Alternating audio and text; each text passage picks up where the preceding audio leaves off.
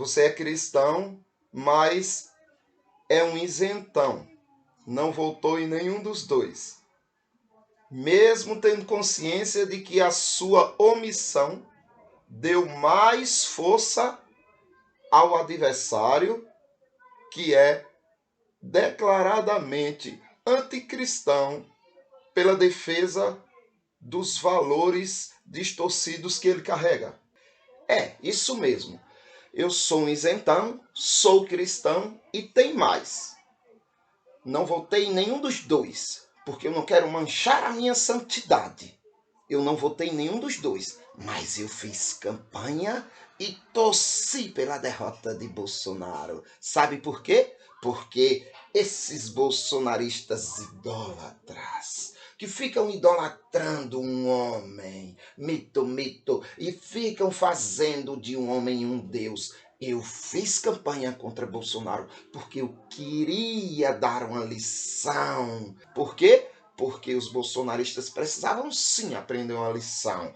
Mas você tem consciência do que carrega todo esse engodo que envolve Lula, o PT, o socialismo que ele defende? Você tem consciência do que pode voltar através da volta deles ao poder, sendo eleito através da sua omissão? Você tem consciência de que as drogas podem ser liberadas e, como cristão, você não se importa com isso? Você tem consciência de que as liberdades vão ser reprimidas e você não se importa com isso? Você tem consciência de que ele é anticristão e ele tem planos até de regular as igrejas, de fazer com que muitos padres e pastores sejam proibidos de falar em certos assuntos? Você tem consciência de que ele é a favor do aborto? Você tem consciência de que ele quer desencarcerar aqueles que cometem crimes, os quais ele chama de pequenos delitos? Você tem consciência? No governo dele, de Dilma, foi a época em que mais se proliferou casos de ideologia de gênero, onde crianças tinham que contracenar com homens velhos, totalmente nus, e as crianças tendo que tocar nesses homens. Você tem consciência de tanta coisa ruim que carrega com esse partido e com essa ideologia, com essa doutrina, com essa seita socialista? Olha, pare. Eu tenho consciência. Só que você precisa entender. Os bolsonaristas precisavam aprender uma lição. Eles precisavam sim. Eles precisavam ter uma lição. E aí eu poderia dar uma lição neles, votando em Lula. Mas os meus valores dizem o seguinte, que eu não posso fazer isso. Então eu me isentei e trabalhei pelo voto nulo, pelo voto anulado. Sim, trabalhei. Fiz campanha pelo voto nulo, porque eu não queria me corromper, nem com um, nem com outro. A minha santidade não poderia ser manchada. E aí, Lulinha ganhou. Faz o L. Lulinha ganhou. Quer dizer que você fez campanha pelo voto nulo, mesmo tendo consciência de que isso poderia fortalecer o adversário do cristianismo. Adversário que traz consigo toda uma bagagem de ideologias, de doutrina, de seita socialista, aonde vai tudo contra o que as Sagradas Escrituras apresentam. Você tem consciência disso e agora está alegre porque acha que deu uma lição nos bolsonaristas. Você os chama de idólatras, mas você já parou para pensar que talvez eles estivessem tão impetuosamente trabalhando pela campanha do presidente Bolsonaro, simplesmente pelo medo de que essas ideologias que são anticristos, que são de um anticristo, que elas poderiam voltar com a entrada de Lula no poder? Você já parou para pensar que não foi por um homem que eles fizeram isso, mas para combater aquilo que Deus abomina? Olha, não importa. Agora agora já era. O que importa é que os bolsonaristas aprenderam a lição. Nunca mais eles serão idólatras. Não quero saber se era para impedir uma coisa ou outra e tal. Eu só quero saber de uma coisa, que eu estou feliz, com minha consciência tranquila, de que eu fiz o que deveria. E Bolsonaro não foi eleito, porque eu o odeio. Eu odeio o Bolsonaro e não queria que ele fosse eleito. Ok. Você acha que sua consciência está tranquila? Saiba de uma coisa. Você carrega com a sua omissão tudo o que carrega nas costas de perversão, de valores distorcidos e de abominações que traz Lula e toda a sua seita socialista. Você carrega toda essa culpa com você, cristão isento. E para você que acredita que tudo isso é apenas uma falácia, uma mentira, eu vou deixar um vídeo aqui com algumas cenas onde esse líder socialista fala coisas de sua própria boca, do que ele pensa, do que ele acredita. E quero deixar para você esse recado. Proste-se diante do Senhor Jesus, peça perdão, porque não é se omitindo que você tira a culpa de suas costas. Na verdade, a sua omissão carrega a culpa da conivência, carrega a culpa da covardia, carrega a culpa da cumplicidade. Sim, você que se omitiu e que falou mal para que o presidente não fosse reeleito, que tenta justificar que o fato de não ter escolhido um lado é porque queria mostrar que não era idólatra, ou que os dois tinham o mesmo nível de perversidade, você sabe que não é. E você verá nesse vídeo que não é. Se o candidato Bolsonaro tivesse com esses valores carregando consigo, se ele, pelo menos, enaltecesse um só destas distorções que você verá agora, eu te garanto, com toda segurança, que esses que você chama de idólatra, injustamente, de forma covarde, se achando mais santo que qualquer um, estes abandonariam Bolsonaro na hora, porque eles lutavam por uma causa e não por um homem. E a causa que eles lutavam era pelos valores cristãos. Espero muito que você se arrependa, porque você levará isso com você para o dia do juízo. Tudo que de perverso entrar no Brasil, a partir de hoje, tem o seu dedo. Que Deus tenha misericórdia de vocês, então, e abra Não seus dá olhos. para você pegar o regime cubano, colocar no navio, trazer para o Brasil, decreto-lei número 1, socialismo à la cubana, não dá certo. Ou trazer o soviético, sabe, através de um avião, chegar aqui e decretar socialismo via Suécia, também não dá certo. Eu acho que ele será demorado, ele será, sabe, penoso, mas será nos moldes em que a cabeça do povo brasileiro estiver preparada para implantá-lo. Acredito nisso, trabalho para isso, acho difícil, veja, eu sou tão pessimista que eu acho difícil que mesmo que a gente fizesse a revolução hoje nesse país, depusesse o governo, a gente para implantar esse socialismo levaria quantos 30, 40, 50 anos para implantar num país de tantas coisas como o Brasil. Por isso, ninguém precisa ter tanto medo que não vai acontecer tão imediatamente, tá? Nós precisamos plantar agora para colher daqui a alguns anos. É nisso que eu aposto, é para isso que eu trabalho. Quando tivemos a ideia de construir o Fórum de São Paulo. E aí veio a ideia, conversando com os companheiros cubanos no primeiro momento, de fazermos uma reunião da esquerda latino-americana. Antes que muitos latino-americanos conhecem Paulo Freire, e ele dizia,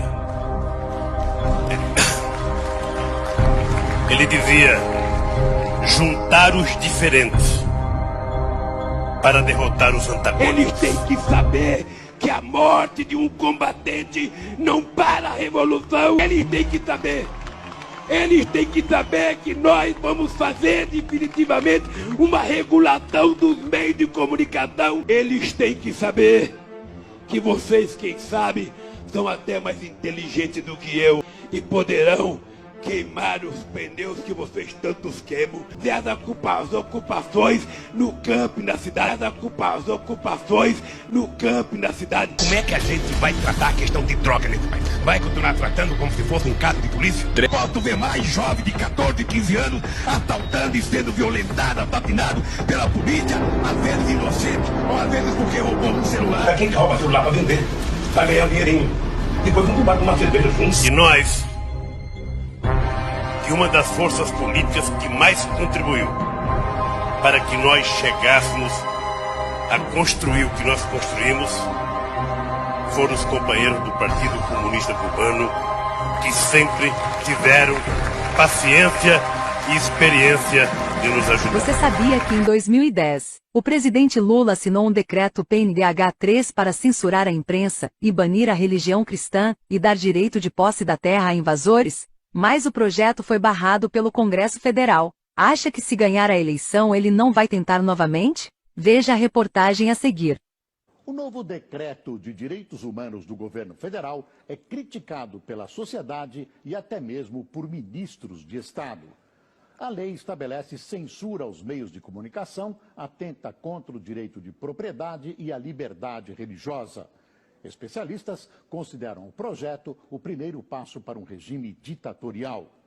A nova lei que o presidente Lula assinou sem ler passou pelo crivo direto da ministra da Casa Civil, Dilma Rousseff, virtual candidata do PT à presidência da República, dos ministros da Justiça. José Genuíno, aquele que foi preso fazendo assim, disse no canal do site Diário do Centro do Mundo que é preciso combater o tripé do terço, da bala e do poder econômico. Do terço, ele refere-se ao cristianismo como um todo. Esse é o país que eles pretendem unificar, pacificar. Com eles não tem conversa. Eles estão aqui para combater o cristianismo. Sempre foi assim, ao longo de toda a história. É com grande alegria que venho a Cuba pela segunda vez como presidenta do Brasil. Laços profundos unem nossos países. O aborto é ilegal. Aqui no Brasil ela não faz porque é proibido. Quando na verdade deveria ser transformado numa questão de saúde pública e todo mundo ter direito e não ter vergonha. Eu não quero ter um filho, eu vou cuidar de não ter meu filho. A Lava Jato revelou o quê? Eu disse isso. Pelas contas agora do novo orçamento da Petrobras, 6,8 bilhões destinaram-se à propina. Se um terço disso foi para o partido tem algo em torno de 2 bilhões de reais de caixa. Era fácil disputar a eleição com isso. A campanha da presidente Dilma custou 350 milhões. Por isso que eu disse, eles têm dinheiro para disputar a eleição até 2038. E deixariam os caraminguados para os demais partidos. Era uma forma fácil de se eternizar no poder. Infelizmente, para eles, e felizmente para o Brasil, deu errado. Isso revelou, e nós estamos nesse caos por conta desse método de governança corrupta. Nós temos hoje, como método de governança, um modelo cleptocrata. Agora me responde uma coisa. Quem você acha que sustenta tudo isso?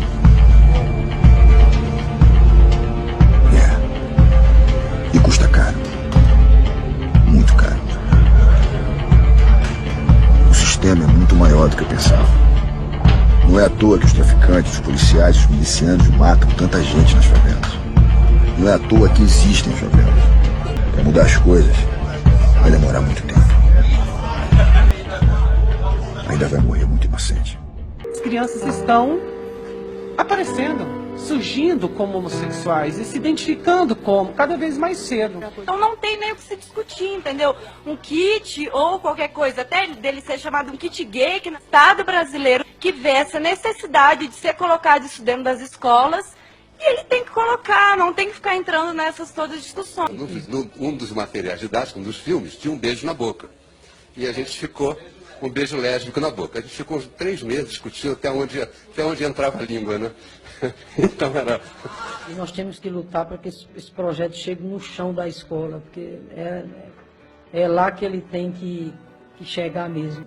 E outra, esse material foi feito com recursos públicos, recursos da nossa população, que vem do dinheiro público.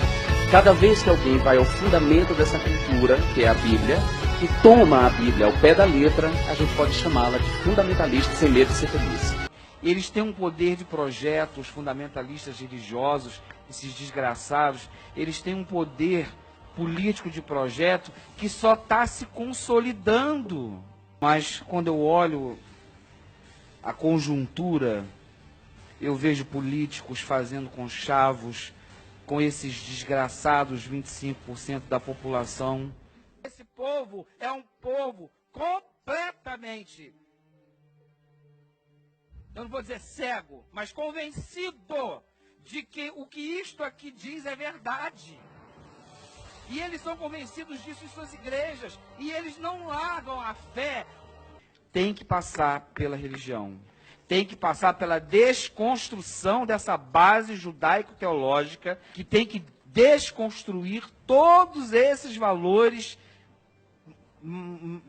mofados que nós aprendemos até aqui. Sem a desconstrução da cultura judaico-cristã, nesse sentido, talvez trazer um novo tipo de cristianismo, nós não vamos conseguir.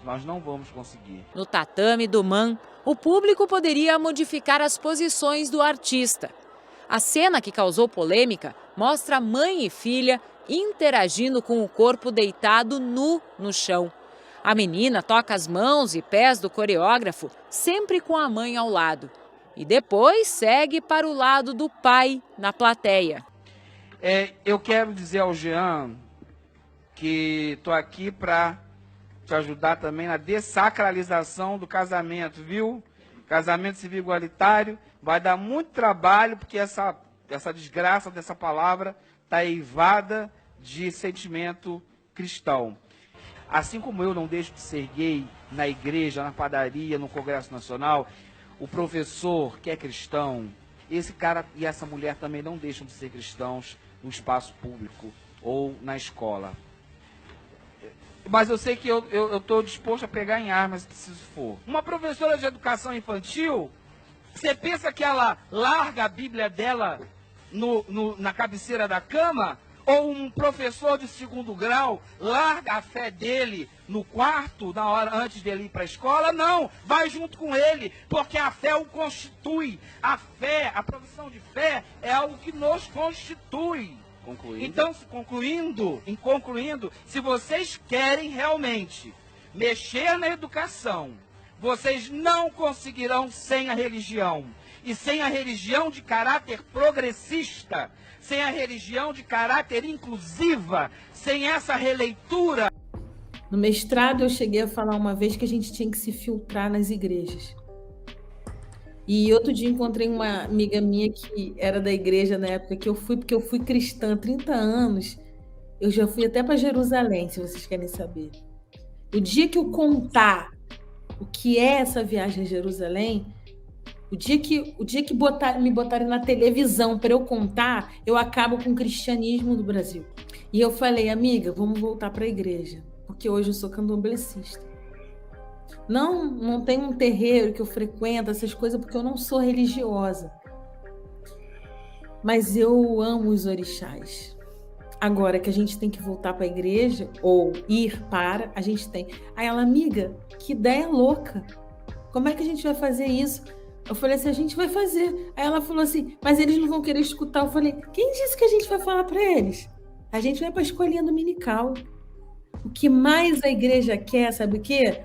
é pegar uma irmãzinha, um irmão para botar para tomar conta das crianças. Existem lá, enquanto eles estão no culto, uma sala de aula cheia de crianças. Aí tu vai pegar a Bíblia mesmo, a Bíblia. Você vai começar a falar de Jesus. Jesus era esse aqui, ó. Ele amava os pobres. Jesus disse aqui, ó, que o rico não entraria no reino dos céus. E a gente vai começar a falar de Jesus. Mas ele vai chegar em casa e vai falar, pai, a professora... Aonde está escrito? Ele vai falar, aqui, pai, está escrito aqui, Jesus falou. Mas para isso tem que ter estratégia. Nenhum dos revolucionários que a gente teve nesse Brasil fez nada sem estratégia. O Marighella escreveu um manual.